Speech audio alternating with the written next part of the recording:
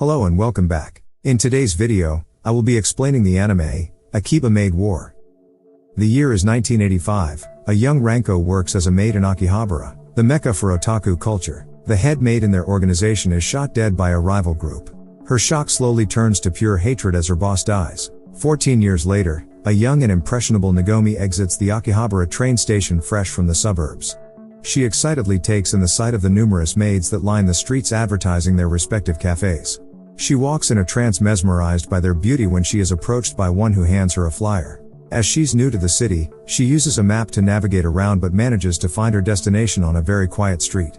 Upon entering an elevator which aggressively stops on her floor, Nagomi braces herself before entering the Oinky Doink Maid Cafe. She is greeted with high energy by Yumeki, but Nagomi stops her mid-performance to alert her that she is the new maid starting. After the rookie introduces herself, Yumeki calls out to their manager to inform her of the new arrival.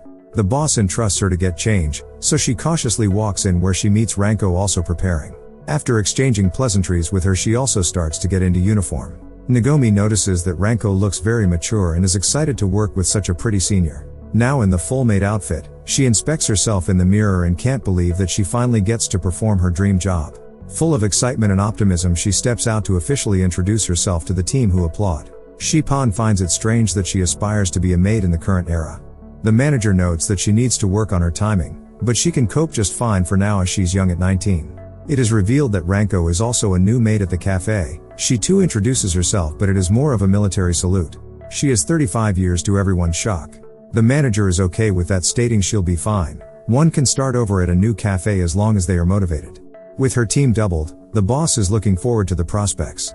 Nagomi notices that the cafe has a real panda called Okakamachi as a mascot. Now that everyone is acquainted, they prepare to open the cafe for business. Nagomi observes impressed while Yumeki puts on a show for a table full of customers. Shippan informs her that if she wants to reach that level, then she'll have to give up on being human, which confuses her. Manager interrupts and orders the new girls to serve some drinks to their clients. Ranko delivers her drink in the most monotone and low-energy way possible. Even the customer is a bit confused as to what is going on. Shippan advises her to increase the energy, and even demonstrates for her to see the level. She tries again, but it still feels flat. Her senior suspects that she might be embarrassed, but Ranko reveals that it's not the case. Meanwhile, at the cafe floor, Nagomi psychs herself up as she prepares to serve her first customer. She tries to emulate Yumeki, but it comes across a bit too strong as her customer recoils back. Her manager has to pull her away to save a poor lad.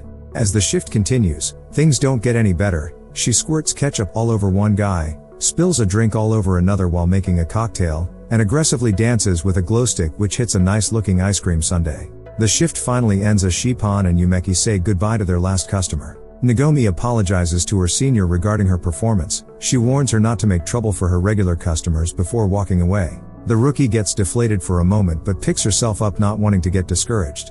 A gentleman enters the cafe. The old staff gasp because of his presence, but Nagomi doesn't read the room and rushes over to welcome him. She serves him a drink while following the script, but he slams the empty glass on the table after the drink and calls for the manager. She stops her evasive maneuver and makes her way to him. Manager stands slumped over as he asks about the money she owes him. The guy is a debt collector for the Creature Land Group, who are one of the big players in the maid cafe business. Oinky Doink is one of their ventures. Manager begins shamelessly groveling as she apologizes for not having the money ready in time. The debt collector seems like a hard-boiled fellow as he talks down to her, explaining that if she understood the situation, she wouldn't be comfortable giving him such news considering the nature of his bosses. As substitute for the payment, he selects Nagomi as the candidate who will hand an issue with another cafe called Wov Moonbeam.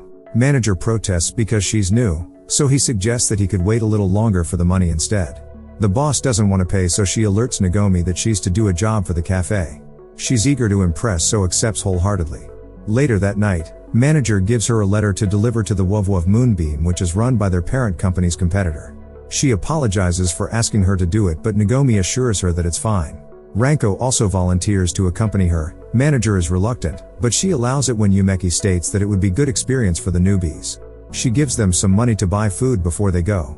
Ranko sends them to a ramen spot where they discuss their first day as they eat. Nagomi leaves after they finish, but Ranko remains and receives a brown paper bag from the chef. Back at the cafe, it seems like they have dropped the rookies in some hot water as the veterans speculate if they will come back safe.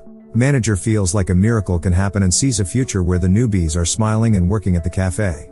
However, her actions show otherwise as she prepares a flyer to urgently hire new maids. With her ramen bib still on, Nagomi and Ranko enter their competitor's cafe. They walk in on a Yakuza-like scene as a maid is forced to cut her hair for making a mistake. The duo introduce themselves before handing over a letter to the lead maid. After inspecting it, she asks one of her juniors to read it aloud. Nagomi is gobsmacked by the content as it insults and threatens the maids at the Wov Moonbeam. The leader proceeds to give the naive maid some slaps that even Will Smith would be envious of. Nagomi tries to apologize, but Ranko retaliates by popping the lead right in the head with a gun that was in the mysterious brown bag. The bib from the ramen shop soaks up the majority of the blood. The duo casually walk out, but soon the enraged maids unsheath their dangerous weapons from their innocent uniforms before pursuing their rivals. In sync to Yumeki performing a song at the cafe, Ranko annihilates all the Wov Moonbeam's maids to Nagomi's horror. The first day of her new job turned into a nightmare. The following morning, Nagomi lays there after a sleepless night pondering over what she witnessed. Ranko greets her good morning while she stitches a gunshot wound she received the previous night. Later, the maids take breakfast as the news reports on the incident. It seems like the maids in the area have a history of being violent to one another. Meanwhile, manager has been summoned by the debt collector to be a human golf tee for messing things up. The plan was to allow the Wov Moonbeam to kill the newbies in order to spark a dispute. However, now that they have been wiped out, this has created a big problem for the higher powers. Seeing as the plan has failed, she must pay the money owed. Back at the cafe, Nagomi is shocked that it's business as usual. During the shift, everything red reminds her of the night prior. Shipon notices that she's disturbed, so asks her to go to the streets to hand out flyers to passersby to cheer her up. Nagomi still seems down and contemplates running away. Her thoughts are interrupted by some maids from bigger cafes. They sack her from promoting on the main street because she belongs to a smaller shop. She apologizes and moves to a quieter street where the smaller cafes promote, where she meets a maid named Narula. Although their cafes are not affiliated, she gives Nagomi some words of encouragement to stay strong despite the skirmishes, explaining that the violence is part of the deal. She reminds her of the positives of being a maid. This makes her stick at the job a bit longer. Nagomi returns to the cafe with renewed passion. Manager comes in and alerts everyone that the cafe is going out of business. She orders Ranko to count the day's earns while she explains that she took a loan from a loan shark and used the cafe as collateral, but the money was not enough. The shark convinced her to use it in a game house to make more money, but she lost everything. So her plan is to use the day's earnings to go play again and hopes to win big. She goes with her staff and gives them a bit of the money to play with, but they all end up losing. The shark watches on from a secret room and orders his lead maid to execute their final plan. They entice the Oinky Doink maids into a game of cards where they wager their freedom, but they can win big money. In their desperate situation they agree. As the maids play, they lose one at a time as they fill the cage. Yumeki is the last to play but also loses. Just before they get shipped off, she realizes that they were cheating. Ranko pops one again as she sends the loan shark to meet his maker. A giant gun battle erupts between the two factions. The monotone maid explodes the whole building when she returns a grenade thrown at her. With the games house destroyed, the Oinky Doink cafe's debts are clear.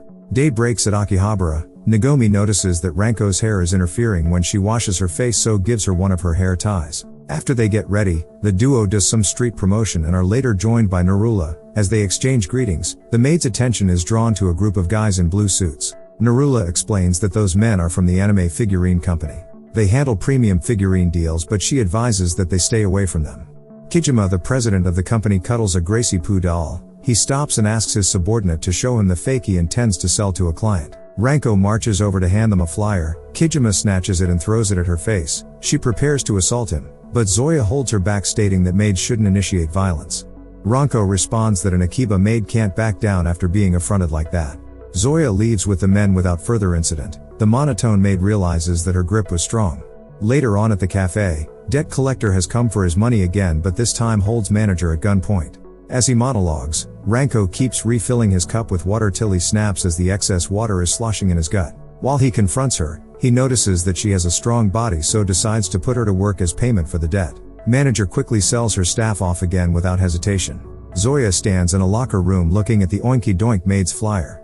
Back at the cafe, Nagomi worriedly asks of Ranko's whereabout. It can't be anything good because manager is wearing an eye patch from an injury she sustained. The boss takes them to Akiba Fluffy and Sweet Club. It sounds nice, but it's an MMA fight club where the spectators can wager and win big. Ranko has been drafted to fight and she is to lose in a rigged match. This will clear the debt of the cafe. Meanwhile, manager is groveling again. This time, she has turned herself to a human ashtray for Madame Tyra.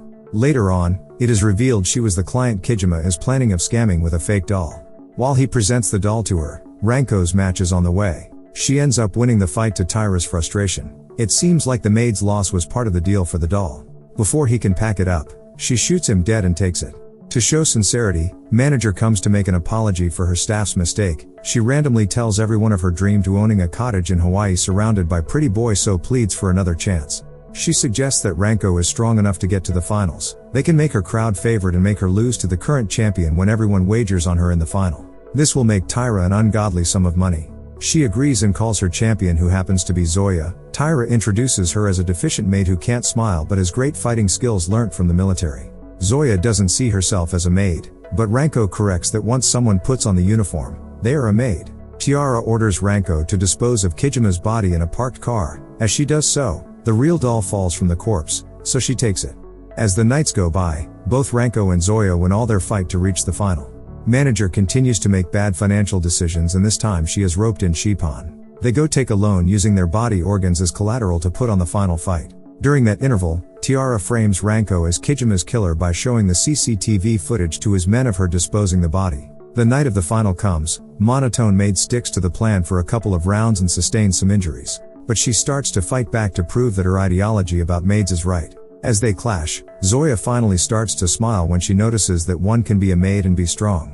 The two charge up for the final exchange, but Ranko ultimately comes out on top. In true MMA fashion, she gets in some extra hits even though her opponent is knocked out. Manager and Shipan are in disbelief as their organs are about to be harvested. An enraged Tiara orders the Oinky Doink maids to be captured, but she is interrupted by Kijima's men. They found evidence to show that she killed their boss, so they attack her. Meanwhile, in the winner's locker room, Yumeki finds the Gracie Poo doll in Ranko's bag. They sell it to pay off the two's organ loan, but they still have their earlier debts still looming over them. Later on at the cafe, manager surprises everyone with the announcement that Zoya will be joining the team. Because of Tyra's death, she got her for free. They are all happy to have her on board. That brings the episode to an end.